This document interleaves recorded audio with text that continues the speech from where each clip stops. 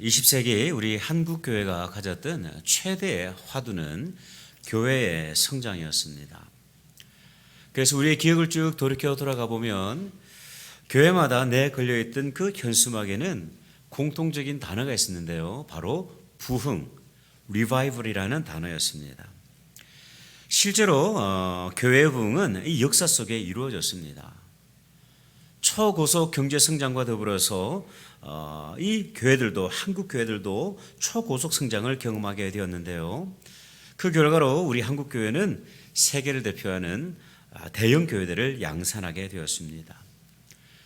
전 세계 50개의 대형 교회 가운데 무려 23개의 교회가 서울에 세워질 만큼 놀라운 성장을 우리는 경험했던 적이 있어요. 근데 여러분, 이런 양적인 성장이 멈추면서 우리 한국 교회는 한 가지 고민을 가지게 됐는데, 과연 진정한 부흥은 무엇인가? 과연 건강한 교회는 어떤 모습의 교회인가에 대한 질문이었습니다. 숫자적인 성장을 우리가 거듭을 했지만 열매가 부족했던 우리 한국 교회는 세상으로부터 지탄을 받게 되었고, 이로 인해서 우리는 교회의 성숙함, 진정한 부흥이 무엇인가에 대해서 본질적인 질문을 던질 수 있게 되었습니다. 여러분, 과연 우리는 이 질문에 대해서 어떻게 답변할 수가 있겠습니까? 우리는 우리 교회가 참으로 건강한 교회라고 당당히 말할 수 있겠습니까? 아마도 우리에게는 저마다의 답변이 있을 것이라 생각이 듭니다. 이러한 교회가 건강한 교회입니다. 우리가 나아가야 될 교회의 방향은 이러해야 합니다. 그렇게 이야기할 수가 있어요. 하지만 이에 대한 정확한 답변을 얻기 위해서는 가장 먼저 교회의 주인 되신 예수님의 말씀을 주목해야 할 필요가 있습니다. 예수님께서는요, 이 사도 요한으로 하여금 소아시아 7교회를 향하여서 편지를 기록하게 하셨는데, 이 편지들을 보면 책망받는 교회가 있고, 그리고 칭찬받는 교회가 있습니다. 그리고 어떤 교회는 칭찬과 책망을 함께 받는 교회가 있는데요, 이 교회를 향한 주님의 음성을 통해서 우리가 지향해야 될 그 교회의 모습, 우리가 꿈꾸어 가야 할 그 교회의 모습을 우리는 다시 한번 확인할 수가 있는 것이죠. 그렇다면 2023년 새해를 시작하는 이 아침에 우리가 꿈꾸고 기도해야 할 그 교회의 모습은 무엇일까? 말씀을 통해서 잠시 한번 살펴보았으면 좋겠습니다. 첫 번째, 가장 먼저 우리는 주님의 칭찬을 주목할 필요가 있어요. 여러분, 먼저 오늘 본문의 배경이 되는 에베소 교회가 어떠한 교회였는가를 알아볼 필요가 있습니다. 이 에베소 교회는요, 바울의 2차, 3차 여행을 통해서 개척이 되었는데, 이 교회가 세워진 곳은 로마 제국에서 아주 손꼽히는 중요 도시였습니다. 이집트의 알렉산더와 그리고 수리아 안디옥에 이어서 로마 제국의 제3의 도시로 꼽힐 만큼 영향력이 있었던 도시가 바로 이 에베소였어요. 경제적으로 보면 이 소아시아 지역에서 가장 부유한 도시였고, 지정학적으로는 유럽과 아시아를 연결하는 무역의 중심지였습니다. 정치적으로 보면 이 로마의 제국의 그 통치를 받고 있었지만은 독자적인 그 행보를 걸을 수 있을 만큼 민주적인 정치가 잘 완성되어지고 있었던 도시가 바로 이 에베소였어요. 그래서 형식적으로는 버가모가 이 소아시아의 수도였지만 실질적인 수도의 역할을 감당했던 곳이 바로 우리가 너무나도 잘 알고 있는 에베소라는 도시입니다. 이런 배경 속에서 세워진 에베소 교회를 향하여서 주님은 가장 먼저 칭찬의 말씀을 하십니다. 2절과 3절의 말씀을 한번 보십시오. 내가 내 행위와 수고와 내 인내를 알고 또 악한 자들을 용납하지 아니한 것과 자칭 사도라 하되 아닌 자들을 시험하여 그의 거짓된 것을 내가 드러낸 것과 또 내가 참고 내 이름을 위하여 견디고 게으르지 아니한 것을 안다 말씀하셨습니다. 예수님께서는요, 이 에베소 교회에 가장 먼저 칭찬의 말씀을 하셨습니다. 타락한 그 소아시아 문화 속에서도 그 교회의 정체성을 잃어버리지 않고 거룩함을 하고 있던 그 교회를 주님께서 아시고 칭찬해 주셨어요.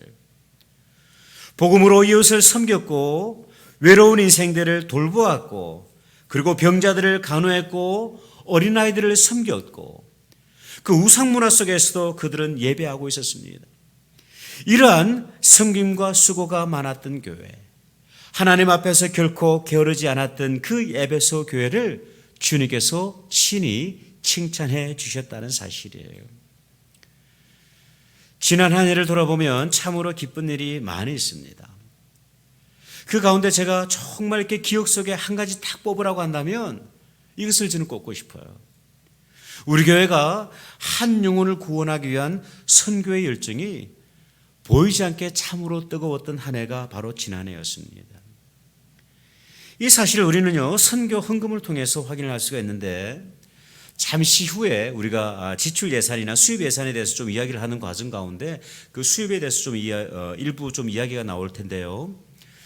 지난해 총 우리 교회 수입이 약 43만 불이었습니다. 그런데 그 중에 14만 불이 선교와 관련된 수입이었습니다. 무려 3분의 1에 해당하는 헌금이 선교에 지출되었다는 사실을 우리가 알 수가 있어요. 제가 교회를 섬기면서 단 한 번도 경험해보지 못했던 아주 특별한 한 해를 사실 지난 해를 통해서 우리가 보내고 있었어요. 여러분 아시다시피 우리 교회는 형편이 그냥 빠듯합니다. 특별히 재력 있는 분도 없어요.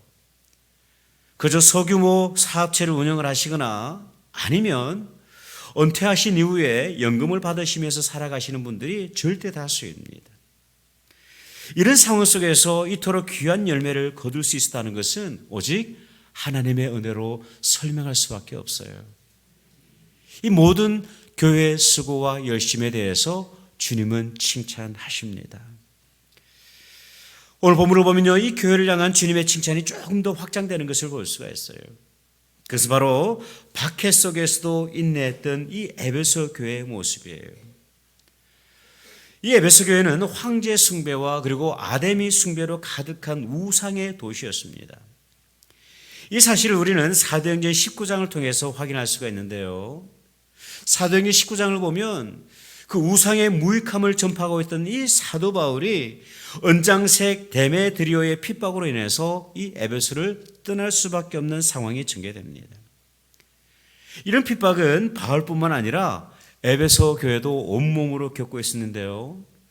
그런데 참으로도 감사한 것은 뭐냐면 그러한 세상의 박해 속에서도 교회는 끝까지 인내하고 있었다는 사실입니다. 핍박 속에서도 믿음을 놓지 않고 끝까지 복음을 전하고 있었던 것이죠. 며칠 전에 어느 성도님과 대화를 하던 가운데 참 가슴 아픈 사연을 들었던 적이 있습니다. 캘리포니아에서 6살짜리 딸을 키우고 계셨는데 하루는 6살짜리 아이가 그 백팩에 성경책을 넣고 학교에 갔다고 합니다. 그런데 그 성경책을 가지고 학교에 갔다는 이유로 이 6살짜리 아이가 혼자 복도로 쫓겨나가서 벌을 서야만 했던 그런 일이 있었어요. 코란을 가져와도 괜찮습니다. 불경을 가져와도 괜찮아요. 몰몬경을 가져와도 괜찮은데 그런데 성경을 가지고 오면 벌을 세우는 거예요. 여러분 참으로 기막힌 현실이지만 오늘 저와 여러분이 당면하고 있는 이 미국의 모습이 바로 이러합니다. 앞으로 우리가 살아가야 할 시대의 분위기가 이러한 것이죠. 그런데 여러분 이러한 핍박 속에서도 우리는 믿음을 지키게 될 것입니다. 왜냐하면 믿음으로 살고자 몸부림치는 저와 여러분을 주님께서 힘을 주시고 능력을 다하여 주시고 교회를 향하여서 칭찬하시기 때문입니다. 이어지는 본문은요, 주님께서 에베소 교회를 칭찬하신 또 다른 이유를 기록을 하고 있는데 6절의 말씀을 한번 보십시오. 오직 내게 이것이 있으니 내가 니골라 당의 행위를 미워하는도다. 나도 이것을 미워한다 말씀하셨어요. 본문에서 언급이 되고 있는 니골라 당에 대해서는 잘 알려진 바가 없습니다. 그러나 한 가지 분명한 사실이 있는데 이 니골라 당의 사람들이 복음의 순수성 그리고 십자가의 복음을 어지럽히고 있다는 사실이에요. 이러한 그들의 잘못된 가르침은 교회를 무척이나 어지럽게 하고 있었습니다. 이 사실 우리는 사도행전 20장을 통해서 다시 한 번 더 확인할 수가 있는데요. 사도 바울이 그 3차 선교 여행을 마치고 그 밀레도 항구에서 에베소 교회 지도자들과 헤어지는 장면을 성경에 기록을 하고 있는데, 그 만남의 자리에서 사도 바울이 이런 고백을 하는 적이 있습니다. 사도행전 20장 29절에서 31절의 말씀이에요.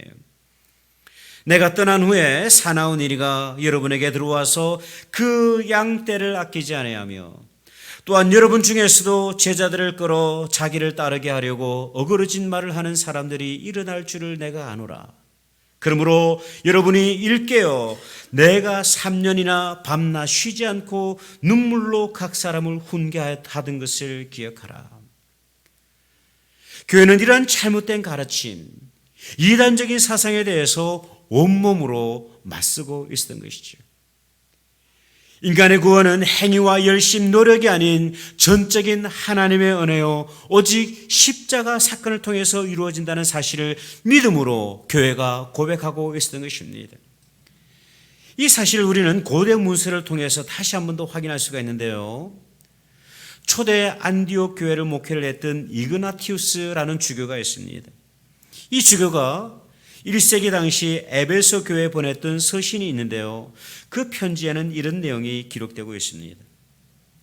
에베소 교회 여러분들은 다 진리를 따라 사니 여러분 가운데 이단이 들었을 틈이 없습니다. 여러분은 진리 안에서 예수 그리스도에 관한 말이 아니면 아예 누구의 말도 듣지 않는군요. 여러분, 오늘 우리 시대는 어떻습니까? 이단 사상들이 교회를 공격하고 어지럽게 하는 모습이 있어요. 올랜도 지역에도 잘못된 가르침을 전하는 이단들이 있습니다. 하지만 이들로 인해서 교회가 크게 흔들리거나 와해되지는 않습니다. 여러분, 우리가 주목해야 되고 근신해야 될 사실이 하나가 있는데, 그것은 뭐냐면 우리의 신앙생활이 하나님 중심, 성경 중심, 교회 중심의 신앙생활이 되어야 한다는 사실입니다. 하나님의 말씀을 생명으로 받고 그 말씀으로 삶을 살아내기 위해서 몸부림치는 그런 영적인 갈급함이 우리 가운데 회복되어져야만 합니다. 예배가 삶이 되고 삶을 통해서 예배할 수 있는 그런 거룩한 도전 앞에 우리의 삶을 노출시키는 것이 필요합니다. 그저 일주일에 한 번 교회 가는 것으로 만족하며 살아가는 것이 아니라 우리의 삶을 하나님의 말씀 앞에 전적으로 내어드리는 것이 참으로 필요합니다. 예배와 삶이 분리되지 않고 삶으로 예배하는 것이야말로 참으로 우리 시대를, 이 어두운 시대를 진리를 따라 살아가는 성도의 모습인 것이죠. 여러분, 새해를 시작하는 오늘 아침에 우리 안에 이러한 믿음의 도전이 있으면 참 좋겠습니다. 하나님의 나라를 위해서 수고하고 땀 흘리는 그런 은혜가 우리 가운데 있기를 바랍니다. 핍박 속에서도 믿음을 지켜내는 그런 담대함이 우리 가운데 있으면 참 좋겠습니다. 무엇보다도 진리의 말씀을 그냥 아는 것으로 그치는 것이 아니라 우리의 삶으로 살아내기 위해서 몸부림치는 그런 은혜가 이 2023년 한 해 가운데 풍성히 마시기를 주님의 이름으로 축원드립니다. 두 번째, 우리는요, 주님의 책망을 주목할 필요가 있습니다. 예수님의 칭찬이 있는 에베소 교회였습니다. 수고와 인내가 있었고 복음을 지켜냈던 교회였습니다. 그런데 주님께서는 이 칭찬과 더불어서 아주 뼈아픈 책망의 말씀을 하셨어요. 여러분, 우리 다 같이 4절의 말씀을 한번 읽어보겠습니다. 4절의 말씀 시작. 그러나 너를 책망할 것이 있나니 너의 처음 사랑을 버렸느니라. 에베소 교회는요, 참으로 많은 수고를 하고 있었습니다. 많은 헌신을 하고 있었어요. 아마 많은 물질을 들였을 것이라 생각이 되어집니다. 사역을 위해서, 교회의 비전을 위해서 일하고 수고하는 그런 은혜가 있었어요. 그런데 한 가지 빠뜨린 것이 있었습니다. 여러분, 그것이 무엇일까요? 그것은 바로 주님을 향한 첫사랑의 마음입니다. 교회가 뭔가 많은 일들을 하고 있었어요. 수고하고 땀 흘리면서 하나님의 나라를 그렇게 세워나가고 있었습니다. 예수님께서는 그 모습을 바라보시면서 이 에베소 교회를 칭찬하셨어요. 그런데 그 칭찬과 더불어서 정말 뼈아픈 책망을 하셨는데 그것이 뭐냐면 너희 안에 그리스도를 향한 첫사랑의 마음을 잃어버렸다, 그렇게 말씀을 합니다. 교회와 성도들이 십자가를 지기도 하지만 그러나 기쁨과 감사함으로 지기보다는 어쩔 수 없이 의무적으로 종교적으로 지고 있었던 것이죠. 여러분, 참으로 안타까운 사실은 뭐냐면 이런 모습은요 이미 구약시대 이스라엘 백성들 가운데도 있었다는 사실이에요. 이스라엘 백성들은 매주마다 매일같이 그들은 성전에 제사를 드리고 있었습니다. 하나님을 향하여서 날마다 양들을 잡고 있었으며 번제를 잡고 있었어요. 그런데 우리가 너무나도 잘 알다시피 이스라엘 백성들이 하나님을 섬기는 것은 의무적이고 형식적이고 가식적이고 마음이 없는 제사였습니다. 이런 이스라엘을 향하여서 하나님은요 이렇게 책망을 하셨어요. 이사야 29장 13절 14절의 말씀입니다. 주께서 이르시되 이 백성이 입으로는 나를 가까이하며 입술로는 나를 공경하지만 그들의 마음은 내게서 멀리 떠났으니 그들이 나를 경외함은 사람의 계명으로 가르침을 받았을 뿐이라. 그러므로 내가 이 백성 중에 기이한 일, 곧 기이하고 가장 기이한 일을 다시 행하리니 그들 중에서 지혜자의 지혜가 없어지고 명철자의 총명이 가려질 것이다 말씀하셨습니다. 여러분, 잠시 후면 우리 2023년 한 해를 섬기시게 될 일꾼과 그리고 봉사자들을 우리가 임명하게 될 텐데요. 정말 이 새해를 시작을 하면서 저는 이런 간절한 소원이 우리 가운데 있습니다. 정말 같이 다짐하고 기도하고 싶은 것이 있는데 그것은 뭐냐면 우리가 드리는 헌신이 의무가 아니라 주님을 사랑하는 그 마음으로부터 비롯되는 것입니다. 여러분, 사도 바울은요 이 고린도전서를 통해서 무엇이 가장 중요하다고 기록을 하고 있습니까? 사랑이 가장 중요하다고 말씀을 하고 있어요. 아무리 위대한 은사를 가졌다 할지라도, 아무리 위대한 능력을 가졌다 할지라도 그 능력으로 교회를 섬기고 수고하고 있지만 그러나 그리스도를 향한 사랑이 없으면 아무런 소용이 없다 말씀을 하고 있어요. 그 사랑의 본질은 바로 주님을 향한 마음입니다.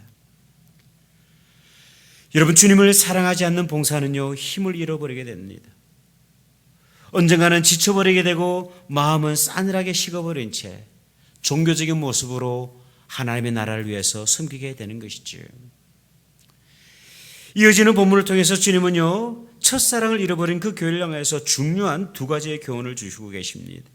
5절의 말씀을 한번 보십시오. 그러므로 어디서 떨어졌는지를 생각하고 회개하여서 처음 행위를 가지라. 만일 그리하지 아니하고 회개하지 아니하면 내가 내게 가서 내 촛대를 그 자리에서 옮길 것이다 말씀하셨습니다. 첫 번째 주님께서 우리를 향해서 교훈하시는 것은 무엇이냐면 기억하라는 거예요. Remember.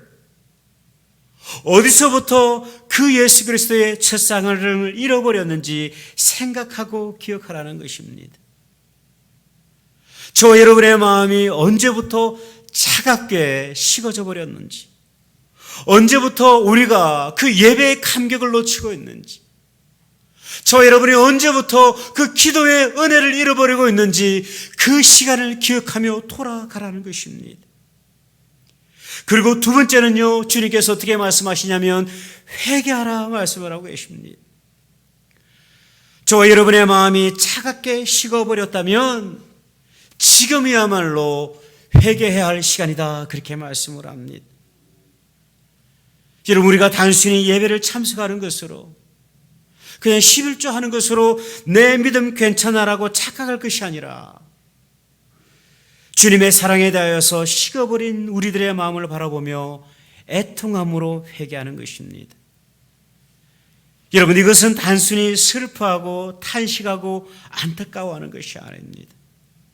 참으로 우리가 회개하기를 원한다고 한다면 이 아침 하나님 앞에서 우리 영혼이 탄식하며 회개하기를 원한다면 다시 우리가 있어야 할 자리로 돌아가는 것입니다. 예배의 자리로 돌아가는 거예요. 섬김의 자리로 돌아가는 것입니다. 기도의 자리로 돌아가는 것입니다. 그리고 그토록 친밀했던 주님과의 그 교제 시간으로 돌아가는 것입니다. 그래서 오늘 본문은요, 주님께서 이렇게 말씀하고 계세요. 회개하여 처음 행위를 가지라 말씀을 합니다. 저와 여러분이 돌아가야 될 자리는 어떠한 자리입니까? 우리 교회에 출석하시는 성도님들의 신앙 배경을 보면 아주 특별한 것이 하나가 있습니다. 대다수 우리 교회 성도님들은요, 신앙의 뿌리가 상당히 깊습니다. 우리 교회를 출석하시는 어떤 분은 5대째 신앙생활을 하시는 분이 계십니다. 1800년대 말 선교사들이 그 제물포 항구로 들어왔을 때 복음을 듣고 회심한 그 선조들을 시작으로 해서 지금까지 5대째 신앙생활을 하시는 분이 계세요. 4대째 신앙생활 하시는 분들도 여럿 있습니다. 3대째 신앙생활 하시는 분은요, 허다합니다. 저를 포함해서. 아주 많아요. 신앙의 뿌리가 있는 교회가 사실 우리 교회입니다. 그래서 쉽게 흔들리지 않는 그런 믿음의 장점이 있는 교회가 우리 교회이기도 합니다. 그런데 여러분은 이런 장점과 달리 우리 가운데 한 가지 참 위험한 요소가 있는데 그것이 무엇일까요? 차가운 마음입니다. 종교적인 모습이에요.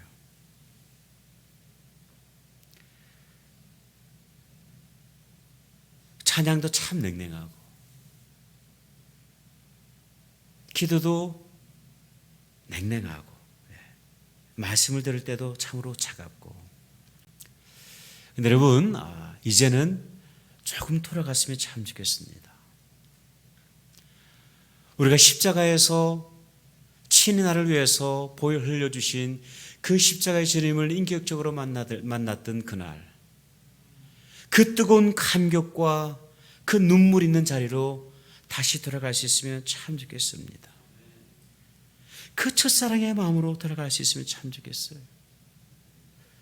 여러분, 예배를 드릴 때마다, 찬양을 드릴 때마다 생명의 주인 되신 하나님, 죄인된 나를 위해서 십자가를 져주신 주님, 장차 영원한 그 하나님의 나라로 인도하시는 그 하나님을 마음 다해 찬양할 수 있는 우리가 되었으면 참 좋겠어요.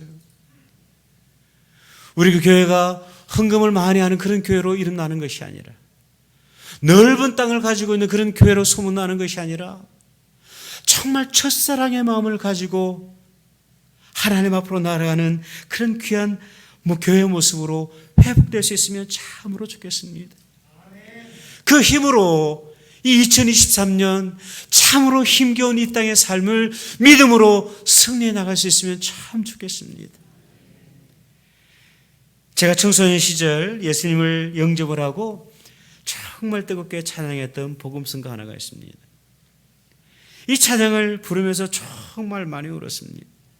감사해서 울고 기뻐서 울고. 왜 우리 크리스천들은 기쁜데 눈물이 나는지 모르겠어요. 그죠? 네. 이 시간에 우리 다 같이 이 찬양을 부르면서 우리의 마음이 다시 그 옛날 뜨거웠던 그 첫사랑의 마음으로 돌아가기를 원하는 그 소원이 우리 가운데 회복될 수 있으면 참 좋겠어요. 그 노래가 무엇이냐면 내가 처음 주를 만났을 때라는 찬양입니다. 우리 반주에 맞추어서 함께 찬양하면서 오늘 말씀을 다시 한번 묵상할 수 있으면 참 좋겠습니다.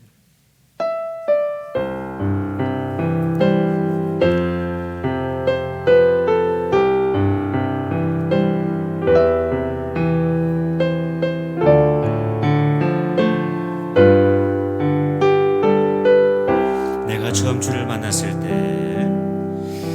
내가 처음 주를 만났을 때 외롭고도 쓸쓸한 모습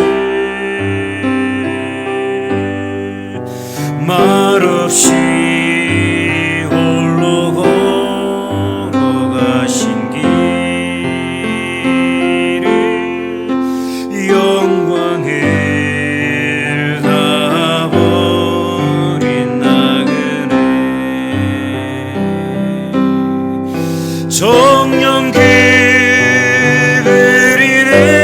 형제 구원해 나의 영혼도 구원하려나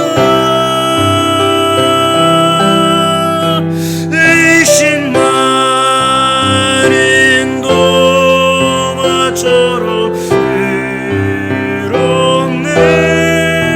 내가 처음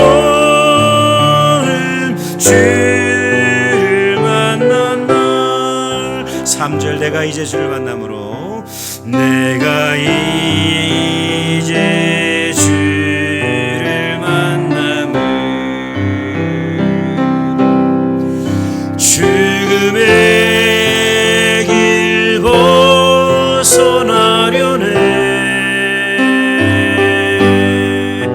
변찬 은혜와 사랑 베푸신 그분만이 나의 구세주 주 예수 따라 산 살리로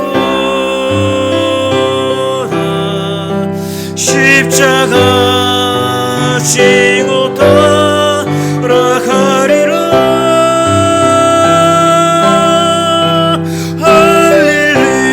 할렐루야 주를 만나니 기쁜 영광의 찬송을 돌리리.